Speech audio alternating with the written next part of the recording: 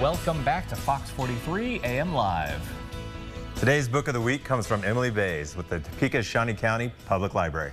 Are magical powers a blessing or a curse? Check it out.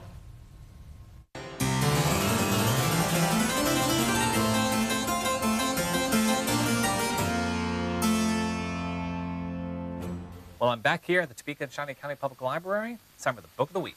Today we're talking about the deepest roots. Lovely. And I understand it has roots here in Kansas. Yes, the author, Miranda Azbendo, I hope I'm pronouncing that correctly, she was actually born and raised in rural Kansas, and the book is actually set in a rural Kansas town. And of course, there's a tornado in it, so. Oh, naturally.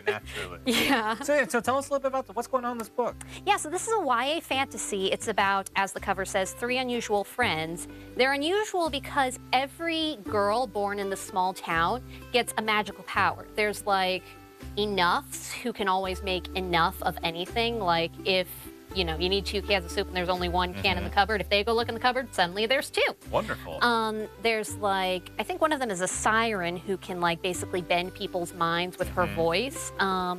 They just all have different powers, and it turns out that the reason why they were given these powers, this is pretty early in the book, so I hope it's not a spoiler, but the reason why they were given this power is because there was a woman who lived in this town who,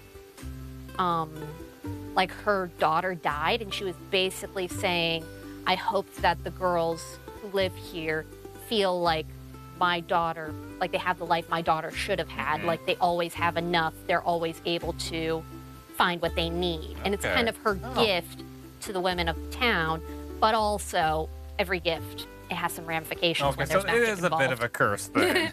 Gift, curse, that's kind of part of the dichotomy of the book, is figuring out how do you deal with that.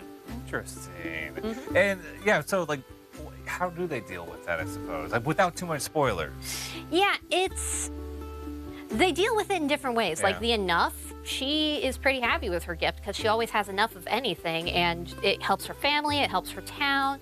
Everyone just loves her for it, but like one of them, the siren, she can bend people's mind. It really makes it hard for her to like genuinely connect to people because people often think she's just like manipulating them to be her friend, and it's really hard for her, and she is the one who feels most like it's a curse.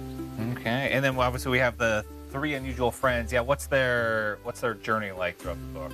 Her name is Rome. She's trying to find this treasure that's hidden in the town, and she's kind of using luck and mercy to help her find this. And it's kind of about like the real treasure was the friends we made along the way in an oversimplification form. But she really does discover that her true treasure is within her community and in the way they all connect together and they really bond and they really help each other in times of need.